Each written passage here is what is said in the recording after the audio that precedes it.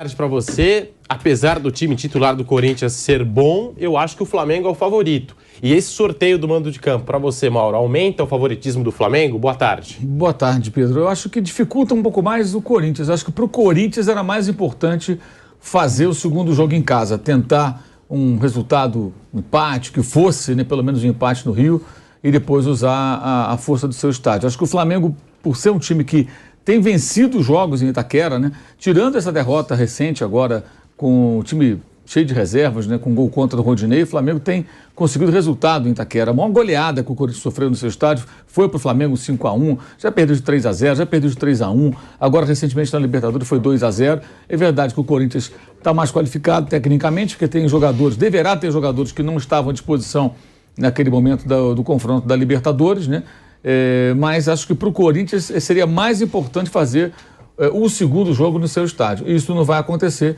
Acho que coloca uma pressão maior no Corinthians para ter o resultado em casa, para não depender de ir ao Rio de Janeiro buscando alguma coisa. Você pode observar que o Atlético Mineiro foi em vantagem ao Rio na Copa do Brasil e perdeu para o Flamengo. O São Paulo foi em desvantagem, voltou a perder. Isso tem acontecido, né? Outras equipes na Libertadores também não têm conseguido. E o próprio Corinthians perdeu em casa, chegou no Rio, o Flamengo praticamente administrou. Nos jogos contra contra Vélez, Corinthians e São Paulo, pelas duas competições, Libertadores e Copa do Brasil, o Flamengo venceu em casa, no Rio ele só administrou, nem fez tanto esforço. Então acho que para o Corinthians o sorteio não foi nada bom. Seria muito importante fazer dessa vez o segundo jogo em casa. Eu acho que o Flamengo fica mais à vontade jogando na Neoquímica Arena do que o contrário hoje, pelo menos é o que o retrospecto de 2019 para cá, 2018, né? 2018 para cá mostra. 2018 já teve uma vitória por 3-0 com o Dorival de técnico, né? Com gols do Paquetá, inclusive, que agora está lá jogando no futebol inglês. Então, eu acho que para o Corinthians foi um sorteio muito ruim, muito ruim. Era importante jogar segundo em casa, apesar do técnico Vitor Pereira, assim como o seu compatriota Luiz Castro do Botafogo, já ter dado declarações sobre o mando de campo, não dando tanta importância como nós damos aqui no Brasil, que é uma coisa muito também do futebol europeu, do futebol português. Talvez para eles lá o mando não pese tanto como pesa aqui. Mas estamos no Brasil, evidentemente, aqui pesa bastante. Acho que o Corinthians não foi nada feliz nesse sorteio, mas isso também não significa, evidentemente, que o Flamengo aumente drasticamente a sua vantagem ou coisa parecida. Apenas um detalhe que eu acho que na estratégia corintiana seria mais importante ter conseguido esse jogo de volta em seus domínios. Porque na Libertadores o Flamengo deu um vareio de bola, passeou em Itaquera no primeiro jogo das quartas de final da Copa Libertadores da América.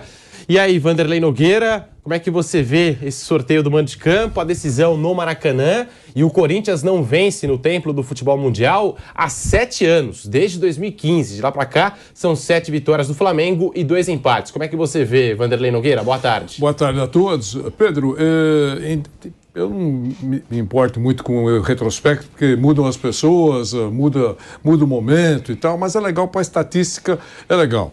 O sorteio favoreceu, entre aspas, né, claro, favoreceu o Flamengo, claro, eu acho que não era isso que o Corinthians queria, desejava. O Flamengo continua favorito, eu não sei em que patamar esse favoritismo aparece, mas continua favorito. E o Corinthians tem que fazer aquilo que, recuando um pouco no tempo, a gente sempre tem dito quando tem esse mata-mata, o primeiro jogo, para alguns times que não são favoritos. É o jogo do Corinthians no dia 12. Esse é o jogo do Corinthians. Se ele perder, ele vai realmente complicadíssimo para o Maracanã. Se sair daqui com um empate, por exemplo, o jogo está aberto, tem chance, pode até ter chance. Mas o favorito é o Flamengo, mas o Corinthians chega vivo. A gente sabe o que tem acontecido nos últimos tempos, aqui e ali, a exceção tem acontecido. Não só para o Corinthians, de uma forma geral. Tem acontecido.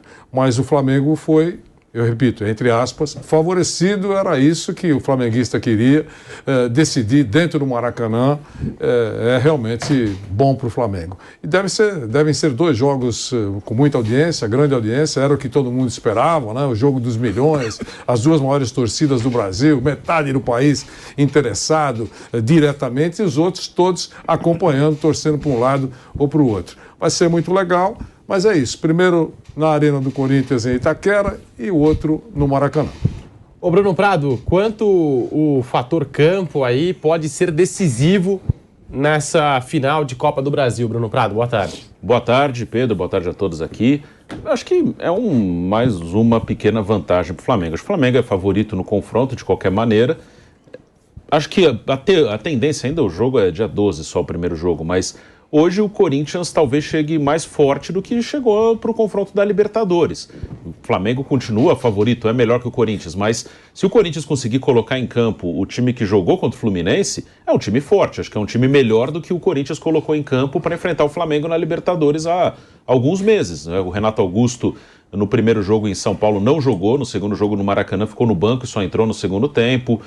Naquele momento o Vitor Pereira não estava escalando Yuri Alberto e Roger Guedes juntos, o Roger Guedes foi banco nos 2 jogos, e o Yuri Alberto foi o centroavante ali, acho que jogou o Adson e o Mosquito nas pontas, mas no segundo jogo jogou o William, né? No primeiro jogo jogaram Adson e Mosquito, no segundo o William com um dos dois, agora não lembro qual dos dois, acho que o Adson.